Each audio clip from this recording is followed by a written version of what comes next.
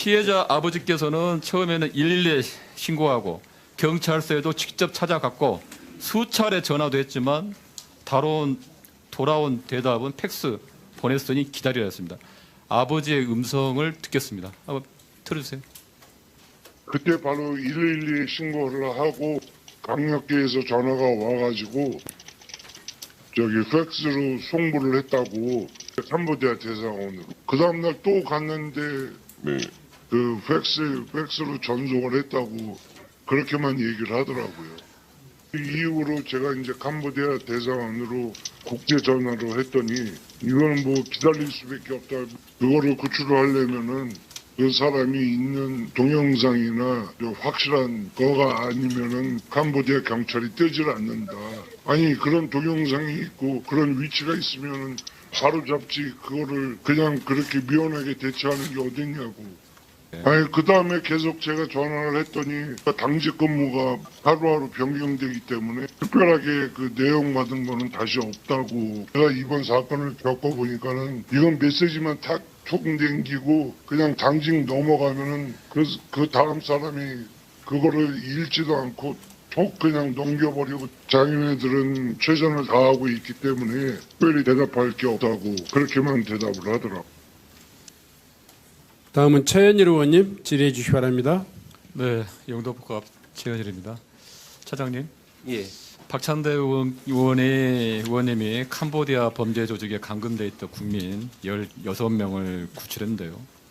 8월 초에 제보를 받고 16명을 구조하고 9월 말에 2명을 추가로 구조했잖아요. 예. 근데 국민의 생명을 지키기 위해 국회의원이 직접 나서야 했다는 게 이게 말이 됩니까 이게? 그런데 문제는 8월 초에 피해자 가족이 의원실에 제보하기 전에 이미 경찰에 먼저 신고를 했다는 점 알고 계시죠? 그 당시 아무런 실질적인 조치가 없었습니다. 보고 받으셨어요? 피해자 아버지께서는 처음에는 112에 신고하고 경찰서에도 직접 찾아갔고 수차례 전화도 했지만 돌아온 대답은 팩스 보냈으니 기다려야 했습니다. 아버지의 음성을 듣겠습니다. 한번 틀어주세요. 그때 바로 112에 신고를 하고 강력계에서 전화가 와가지고 저기 팩스로 송부를 했다고 캄보디아 대사관으로. 그 다음날 또 갔는데 네. 그 팩스로 전송을 했다고 그렇게만 얘기를 하더라고요. 차장님, 예. 이게 말이 안 되잖아요. 국민이 직접 해외 범죄 조직에 납치됐는데 대사관에 팩스 한 장 보냈다고 할 일을 당한 거 아니잖아요. 경찰이 아무 일도 하지 않으니까 피해자 아버지가 직접 대사관에 전화를 한 겁니다. 다음 음성을 듣겠습니다. 네. 그 이후로 제가 이제 캄보디아 대사관으로 국제 전화로 했더니 이거는 뭐 기다릴 수밖에 없다. 그거를 구출을 하려면은 그 사람이 있는 동영상이나 확실한 거가 아니면은 캄보디아 경찰이 뜨질 않는다. 아니 그런 동영상이 있고 그런 위치가 있으면은 바로 잡지 그거를 그냥 그렇게 미연하게 대처하는 게 어딨냐고. 지금 캄보디아 대사관에는 경찰 주재관 1명, 협력관 2명, 3명이 있죠. 예, 경찰관에. 그렇습니다.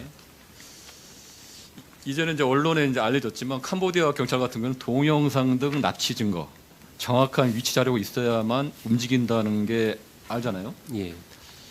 대사관에 경찰이 3명이 있는데 현지 경찰의 대응, 조건, 조치 이런 것도 몰랐던 겁니다. 그렇잖아요. 지금 경찰법 3조 국민의 생명, 신체 보호, 범죄 예방, 범죄 피해자 보호, 경찰의 첫 번째 임무. 아까 그 인사말에서도 국민의 안전이 국가의 기본 총무고 경찰이 존재하는 이유라고 말씀을 했잖아요. 예, 그렇습니다. 그런데 이게 현실은 전혀 반대지 않습니까? 경찰을 대사관에 파견한 이유가 국민의 생명과 안전을 지키는 거지 당직이 바뀌었다 해가지고 내용이 전달되지 않았다? 이게 변명이 됩니까? 그렇지 않습니다. 말씀해 보세요. 예, 그렇지 않습니다. 그렇죠. 마지막 음성을 듣겠습니다. 듣겠습니다. 네, 아버님의 예. 아니 그 다음에 계속 제가 전화를 했더니 당직 근무가 하루하루 변경되기 때문에 특별하게 그 내용 받은 거는 다시 없다고. 제가 이번 사건을 겪어보니까는 이건 메시지만 탁 촉땡기고 그냥 당직 넘어가면은 그 다음 사람이 그거를 읽지도 않고 톡 그냥 넘겨버리고 자기네들은 최선을 다하고 있기 때문에 특별히 대답할 게 없다고 그렇게만 대답을 하더라고요. 차장님, 그 아버님의 피해자 아버님의 절절한 그 목소리를 듣고 과연 대한민국 경찰이 진짜 존재가 뭔가, 그리고 이번 캄보디아 사태가 일어날 수밖에 없는 진짜 구조적인 원인이었다고 좀 봅니다. 뭔 최선을 다했는지 팩스 한 장, 메시지 한 번 보내고 당직 넘기면 끝난다? 이건 아니죠. 작년부터 이제 캄보디아 실종 신고가 급증했죠. 작년에 220명, 올해 8월까지 330명. 예. 대한민국 경찰은 그 어디에도 없었습니다. 캄보디아 연루범죄, 그러니까 로맨스 스캠이나 보이스피싱, 이런 투자 사기 등이 수없이 이제 아마 경찰에서도 수사를 했지만 정작 납치, 감금 신고 같은 경우는 이렇게 방치한 것입니다. 경찰 지휘부에서 방치한 겁니까? 아니면 일선 서해까지 전달이 안 된 겁니까?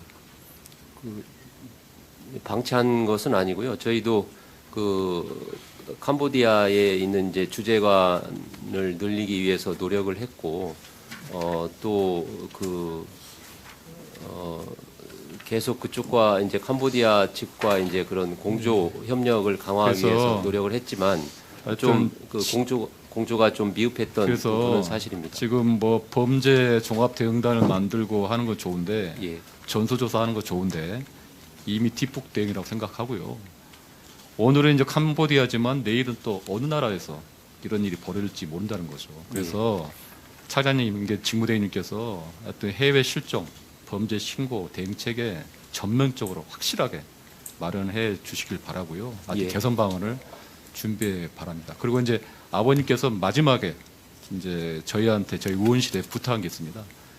피해자가 감금되어 있을 때 통장하고 신분증을 빼앗겨가지고 계좌가 동결되었답니다.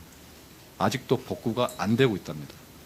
가담자와 피해자를 신속히 구분해가지고 피해자가 일상으로 복귀하도록 경찰에서 행정 절차를 도와주시기 바랍니다. 예, 그렇게 하겠습니다. 그렇게 해주시고요. 예. 그리고 40초 남았는데 간단하게 말씀을. 그 이제 캄보디아 범죄 조직 관련해가지고 국내에서 활동한 조직들이 모집책 캄보디아로 보내고 조직 폭력배가 범죄 수익을 자금 세탁을 했다는 거잖아요. 예. 국내에서 활동한 조직들에 대한 철저한 수사가 필요한데 지금 진행되고 있나요 지금? 예, 국내에 그 대포통장 모집책 그리고 그 자금 세탁책들이 외국 조직하고 연계돼서 활동을 하기 때문에 그 부분은 지속적으로 하고 그런데 있고. 지금 이제 국내 모집책들이 범죄 유형을 가리지 않고 구인, 구직군고, SNS, 로맨스 스캠 등으로 하고 있는데 지금 캄보디아 사태가 이슈가 되고 나서 수많은 의심을 방치하고 예를 들어서 인재분청 자유 게시판은 급식 제공에 오늘 3천만 원을 주장합니다. 그래서 이런 사이트를 예. 예. 예, 그렇게 하겠습니다. 저희가 시도청에 그 100여 명 정도 전담팀을 두어서 댓글에 대해서 유인글에 대해서 분석을 해서 필요한 경우 수사 착수하고 필요한 경우는 신속하게 삭제 차단하도록 하겠습니다. 네, 수고하셨습니다.